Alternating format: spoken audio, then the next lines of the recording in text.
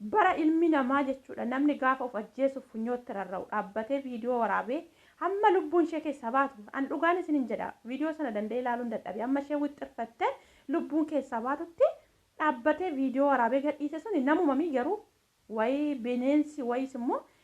allaattii wayii waraabe namumatu waraabe viidiyoo sana jechuudha kanaafan isinin jedhe maaliif bara kana lubbuun namaa rakasee jira lubbuun namaa sirritti rakasee jechuudha kanaaf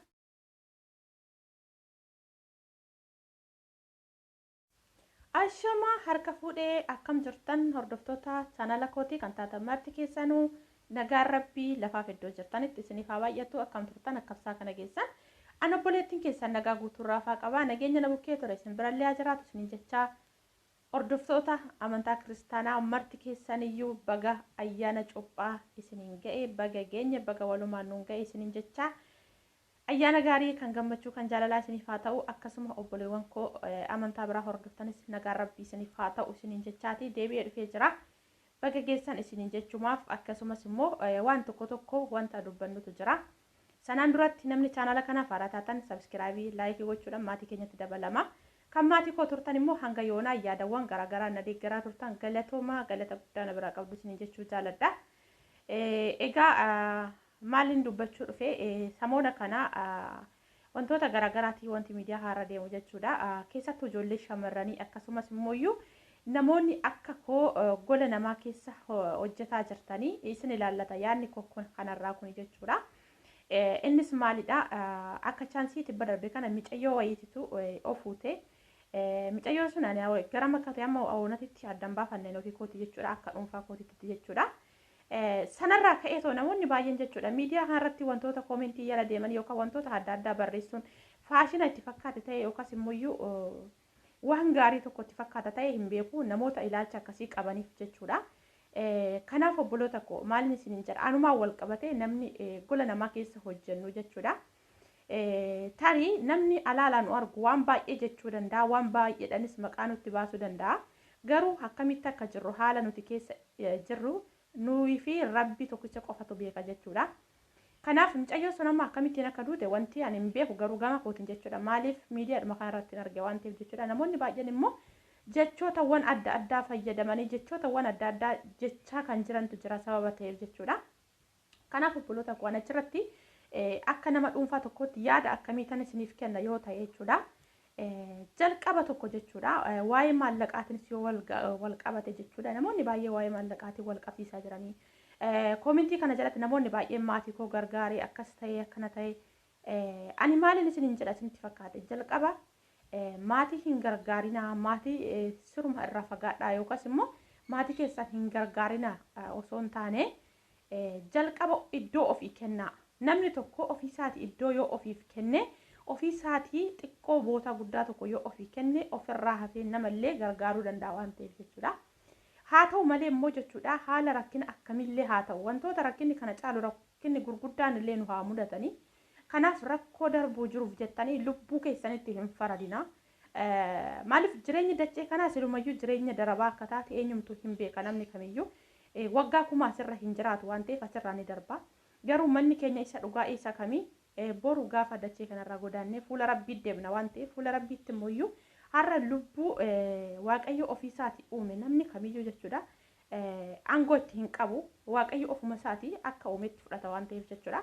kanaaf nuti cubbuu hojjennee tooniyyuu dachee kanarraa darbuurra jechuudha rakkina baddaa kanarra jiran keessatti rakkannee tooniyyuu bu'aa bayii hedduu maan taane fatanaa meeqatama maan taane rakkina sana rakkannee dabarsuu nu wayya malee lubbuu keenyatti faraduu hin qabnuun isin jedha gama kootiin jechuudha maaliif yoo duune ko wanti kamiyyuu wanti nuti agarru hin jiru jechuudha maaliif tarii lubbuudha yoo jiraanne rakkinni har'aa kunis immoo darbee iddoo gaarii iddoo guddaa tokko ga'uu dandeenya sababa ta'eef kanaaf maaliif lubbuu keessanitti faraddan yookaas immoo maaliif lubbuu keenyatti faradna namoonni baay'een maaliif jennaan anillee gizee meeqan aggaamee dhiisaa gizee baay'een akkanatti yaadee waan kana akkasitti yaadeen dhiisaa jedhu koomentii jala jechuudha yaada akka chaansii viidiyoo sana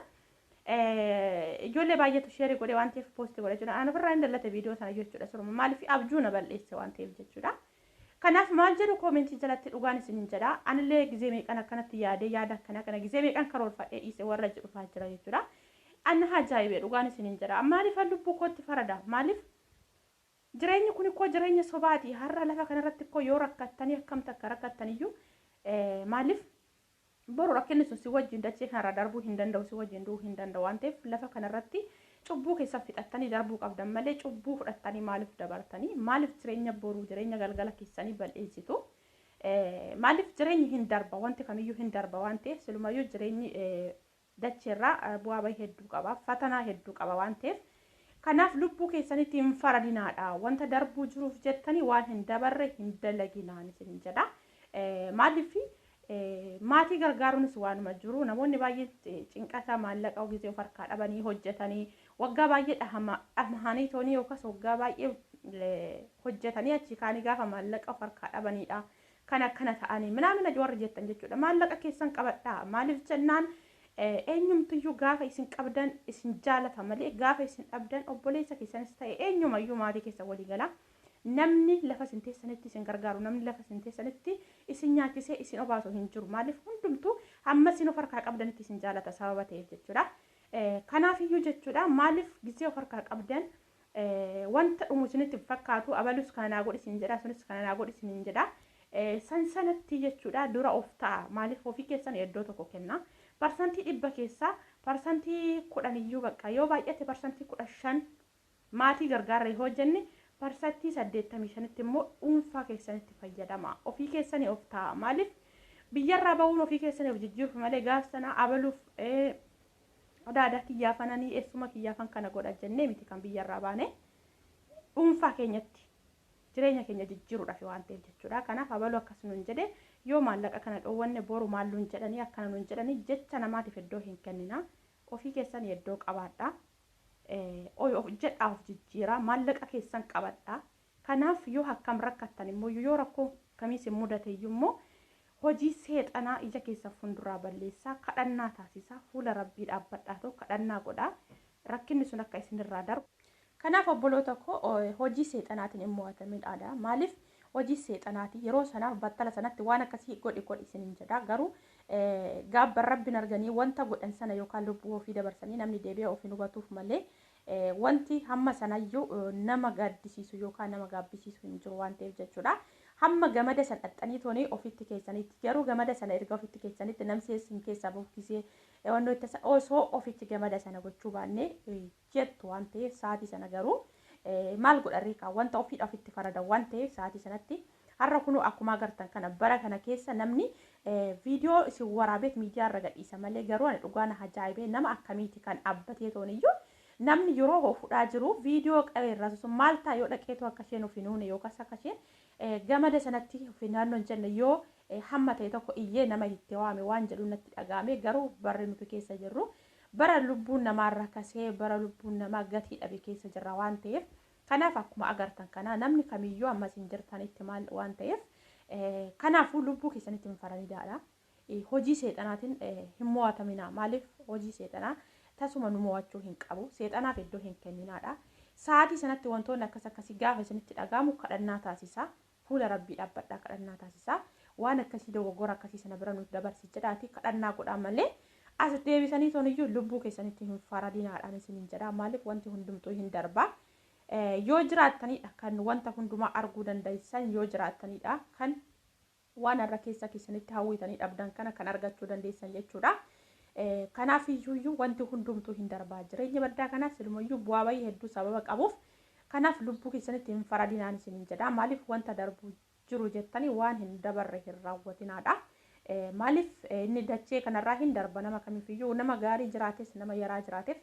hundumti isaayyuu boru gara fuula rabbii deemuun isaa hin oolu garuu gaaf sanaa kan gaafatamu eenyutu qulqulluu ta'eedha malee eenyu gaarii jiraate eenyutu hiyyeessa ta'e jiraate miti kanaafuu wanti hin dabarre hin jiru hin darbaa jireenya darabaati jettaniitiyyuu jireenya akkasii jireenya dachee kanarra nama jibbisiisu maaliif hammam yoo jiraattan waggaa 30 50 60 kuniyyuu yoo baay'ateedha kanayyuu argaa jirtan kanayyuu haalli nuti keessa jirrus haalli yeroo ammaa kana dhugaan isin jedha baay'ee jechuudha lubbuun namaa yeroo gabaabaa keessatti kan osoo hin yaadin boru dabarree boru duunee iftaan duunee yoom dachee kanarraa akka dabarru yeroo hin beekne keessa jirra waan ta'eef Kanaafuu lubbuu keessanitti hin faradinaadha. Sa'aatii sanatti kadhannaa goosisaa dhugaa. Maaliif sa'aatii sana kadhannaa godhaa jechoota akkasii sammuu keessan keessa deddeebi'a tanan battaluma sanatti hojii